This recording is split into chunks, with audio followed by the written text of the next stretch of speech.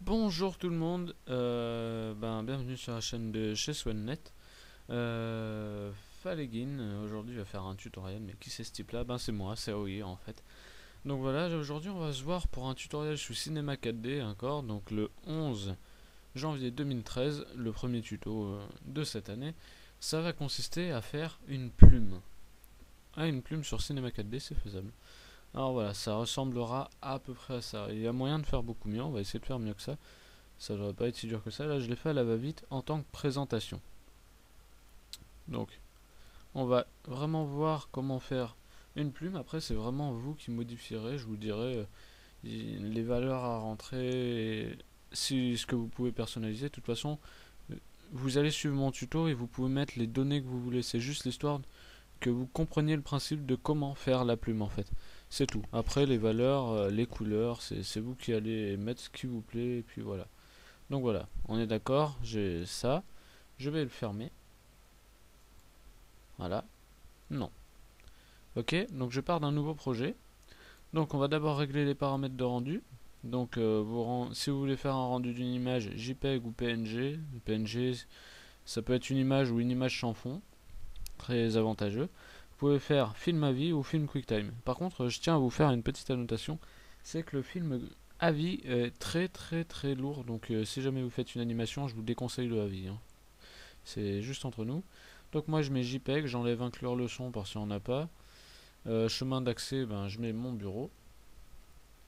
Là, que voici. Voilà.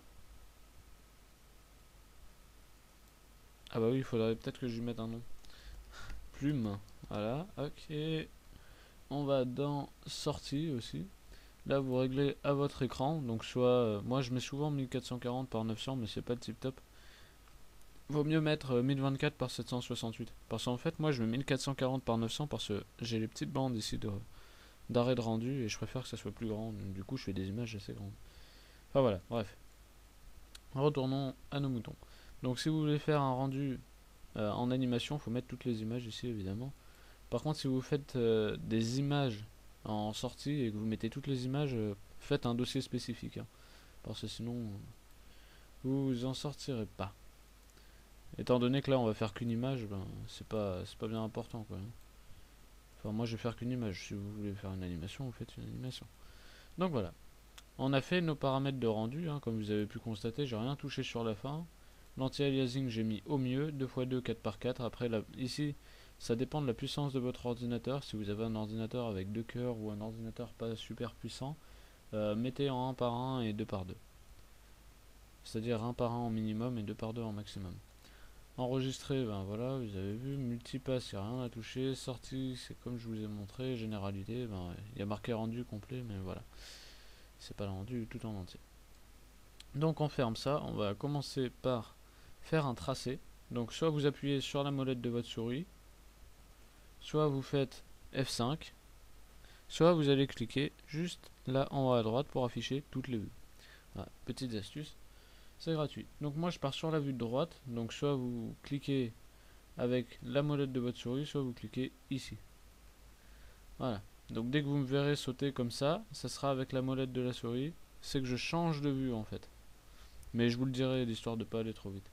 Donc là on va prendre un tracé, vous restez appuyé, et vous allez prendre cubique. Voilà. Vous partez du centre, il n'y a pas vraiment de point super précis à suivre. C'est juste histoire de vous montrer. Je vais en mettre un là aussi. Là je clique juste, c'est tout. Et je relâche. Par contre là je vais faire mon dernier point, je vais cliquer, je vais un peu rester appuyé pour courber ici, pour que ça me fasse pas un angle. Allez, je clique. Il se fait tout seul. J'ai oublié ça. Voilà, donc là vous faites votre plume. Après vous pouvez directement la faire avec un autre tracé et faire un tracé un peu plus poussé entre guillemets ou pas. C'est à vous de voir. Donc voilà voilà, donc là je change de vue, j'appuie sur la molette, je retourne sur ma perspective. Donc vous avez fait votre tracé, vous êtes content, là vous avez raison. Donc maintenant on va l'extruder, c'est-à-dire on va on va lui donner sa forme, quoi. Donc vous allez sur extrusion contrôlée NURBS, vous mettez votre spline dedans. Donc là pour le moment il ne se passe rien. Effectivement nous allons donc sur les formes et nous allons chercher un cercle. Le cercle vous le glissez dans extrusion contrôlée. Alors ça va vous faire un truc énorme. Ben, en fait il y a juste à retoucher le cercle en lui-même. Vous allez baisser son rayon à je sais pas moi 5. Ah c'est un peu gros 5 encore. Donc là je descends 2, ça me paraît pas super mal. Voilà, ben, 2, moi je mets à 2. Après pour les petites bosses ici, comme vous voyez des fois il y a des petits angles. Soit vous mettez dans un hyper NURBS en plus, mais ça réglera pas le problème de la bosse. Les hyper NURBS c'est pour le lissage en fait. Et étant donné que ça me change pas grand chose, moi une fois j'avais fait une plume et ça m'avait bien affecté le problème. Bref, voilà, donc vous avez fait votre extrusion, etc. Alors, contrairement à ce que certains pourraient penser, certains feraient MoGraph, ah non, excusez-moi, simulation, objet cheveux, plume. Effectivement, c'est cet outil-là qu'on va utiliser. Alors certains feront ça, ce qui ne va pas marcher. Ou alors, quand vous êtes perdu, vous essayez de mettre l'extrusion dedans. Ben, ça marche toujours pas. En fait, ce qu'il faut faire, c'est séparer la spline encore une fois. Donc vous la dupliquez, soit vous restez appuyé sur CTRL, vous la sélectionnez, vous restez appuyé sur votre clic gauche, vous la lâchez, et après vous relâchez CTRL. Vous avez donc dupliqué votre spline. Vous prenez les plumes et vous les mettez juste en dessous de spline dans le groupe de extrusion contrôlée NURBS. Normalement, ça devrait être bon. Et vous mettez votre spline dans votre plume. Voilà. Du moins dans votre plume, dans votre objet plume. Ça vous donne ceci. Alors là, on a déjà la base. Donc là, vous avez pratiquement le truc plus important. Si vous vous débrouillez tout seul à partir de maintenant, vous êtes presque capable de faire la plume si vous cherchez bien comme il faut. Donc voilà. Donc là, je rappelle ça. Plume. Hop, voilà. Alors maintenant, il n'y aura plus besoin de toucher au tracé pratiquement. On va tout faire via notre objet plume que voici. Donc voilà. Segment, donc moi j'en mets 24, non, allez 25. Vous en mettez dans la vingtaine à peu près. Enfin, c'est comme ça vous arrange. Alors l'espacement, je sais pas si je le fais maintenant. La longueur de la barbe, donc ça va être sur les côtés. Donc on va l'augmenter un peu ici. Mince. Comme ça me paraît pas mal. Ouais. Même un peu plus. 73, je mets variation de longueur, non. Espacement. Voilà, l'espacement c'est bien. J'en ai pas beaucoup mis sur l'autre, c'est pour ça qu'elle rendait pas super. Alors, ensuite le déplacement, non, je pense pas que je vais l'utiliser, quoique si. Courbe pointe, 60, variation. 76, courbe basse. 35 et déplacé vers 40. Voilà. Variation 2. Non. Voilà. Ça, je vais me laisser comme ça. Alors, rotation, vaut mieux pas y toucher. Parce que sinon, je vous montre ce que ça donne. Voilà. Je pense pas que vous voulez des plumes torsadées, mais ça peut vous servir si jamais vous souhaitez faire, je sais pas comment dire, les trucs un peu ADN, etc. Mais avec des effets plumes, ça ferait chelou. Bon, voilà, chacun son truc. Alors, espace, moi je vais le mettre à 20. Vous allez voir, ça va créer un effet assez sympa sur la plume. L'occurrence, je vais la mettre à 2. Et la variation, je vais augmenter.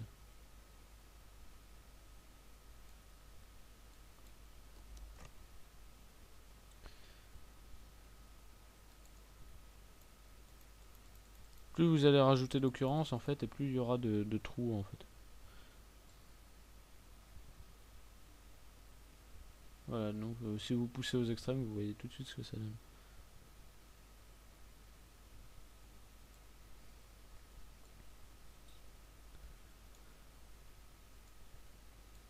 On va mieux mettre moins d'espace, plus de variation,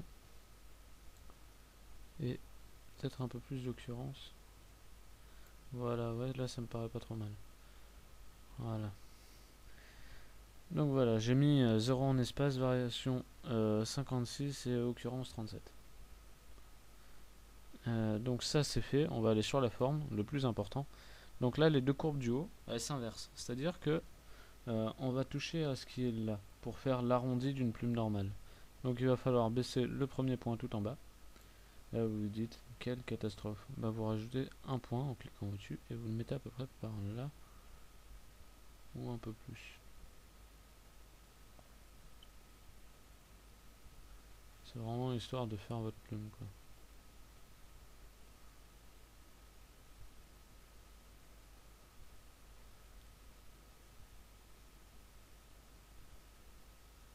Ouais, comme ça me paraît bien. Milieu du troisième, ça me paraît cool. Voilà, donc, ensuite, pour la fin, il me semble, voilà, vous pouvez faire comme ceci. Vous rabaissez la fin pour faire le fond 2. Ça vous fait ça. Après, si votre plume elle est longue, ça marche super bien. Si elle n'est pas trop, c'est bof bof quoi. Là, elle est pas trop longue, donc ça va faire un peu moyen, je pense. Non, ça devrait aller encore. Ça va faire une petite plume sympa quoi. Et là, la courbe en fait, elle est inversée, normalement. En fait, j'ai raté mon point là. Voilà, donc il faut la mettre tout en haut. Et ici, tout en bas. Donc je vais le mettre un peu après le troisième, comme celui du haut en fait. Enfin, j'aimerais bien le mettre par là. Du coup, faut faire à peu près pareil. Hein.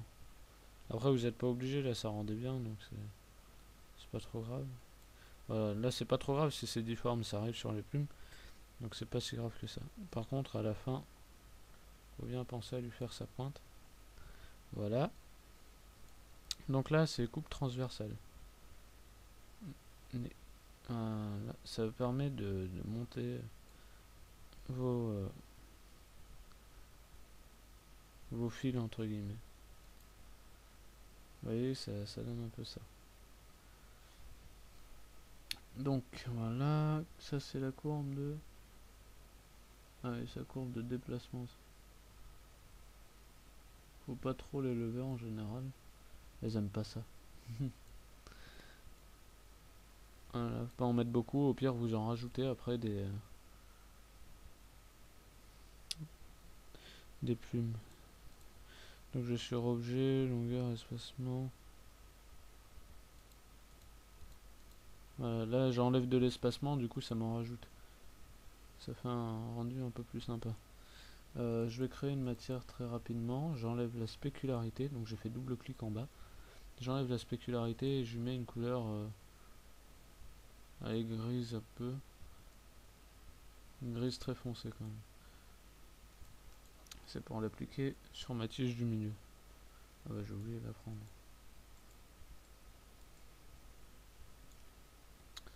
Que voici. Bon, ça fait toujours un peu la même chose mais c'est plus foncé. Plume. Donc voilà, hein, vous êtes à peu près arrivé à votre rendu quoi. Après, il faut évidemment, là, c'est pas tip top. Donc soit vous retournez sur votre cercle. Ah non, c'est sur l'objet extrusion norme que j'ai renommé en plume. Il va falloir baisser l'échelle de fin normalement. Ah non, vous laissez l'échelle de fin et vous enlevez la croissance. Ah, si, il va falloir laisser de la croissance et baisser l'échelle.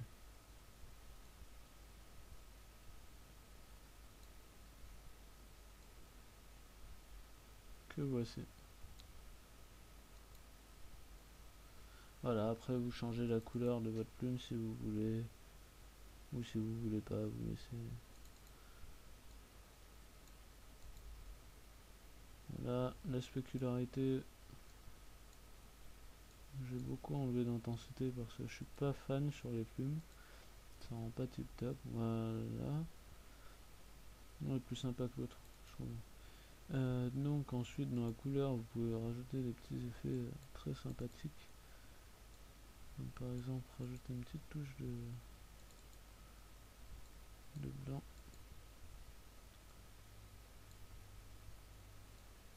Là j'ai dupliqué en cliquant juste à côté en fait. Hop.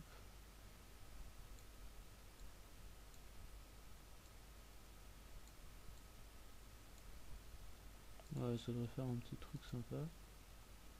Ouais, en fait il est là. Mais avec la spécularité qu'il y a, ça ne rend pas. Désactiver la spécularité pour voir ce que ça va me donner. Ouais, du coup, vous pouvez faire des traits comme ça sur votre plumage. Après, c'est à vous de voir, quoi. Là, je vais rajouter une petite lumière. De dessous, du coup, ça va faire tout noir dessus. Et je vais mettre un sol. Là, hop. Une autre lumière plus haute. Avec ombre diffuse. Ici. Et mon sol, je vais le mettre assez clair quand même. Par là, je vais enlever la spécularité, je vais mettre de la réflexion à 27% et du Fresnel.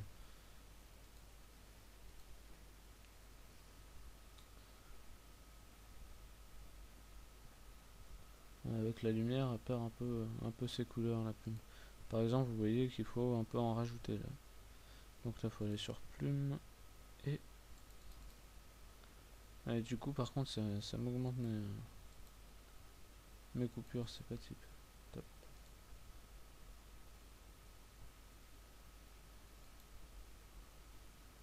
Voilà. Donc ça, c'est pas trop mal.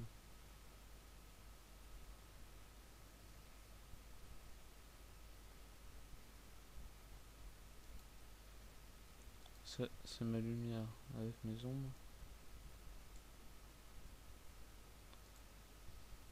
Et voilà, donc vous avez appris tout simplement à faire une plume. Après, c'est à vous de modifier les paramètres comme vous le souhaitez. Donc voilà.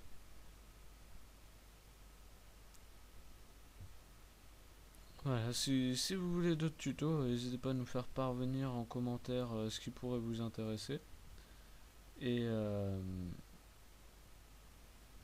comment dire. Et ben, si vous voulez vraiment être au courant de toutes les sorties que la chaîne chez Swannet va produire, ben, vous pouvez nous suivre, donc vous abonner si ça vous intéresse. Après, c'est comme vous souhaitez. Ah bah oui. Je me demandais pourquoi mon sol il est pas. J'ai même pas appliqué la texture au sol en fait. Du coup j'ai bien rebaissé mon blanc. Je me suis dit c'est bizarre, normalement c'est plus blanc que ça. Bah oui. Donc voilà. Voilà, ben n'hésitez pas à commenter, hein, à donner vos avis. Si la vidéo vous a plu, vous pouvez mettre un petit pouce vert. Si elle vous a pas plu, mettez un petit pouce rouge et mettez en commentaire pourquoi elle vous a pas plu. Si jamais je suis allé trop vite ou si vous n'avez pas compris quelque chose, vous pouvez me le demander, je vous répondrai. Comme vous voyez, j'ai Skype à droite, donc s'il y a un souci, je peux vous donner mon Skype pour que vous venez me parler. Donc voilà, je vous dis à une prochaine fois pour un tuto et je vous remercie d'avoir suivi jusqu'à la fin. À la prochaine, c'était Falgin.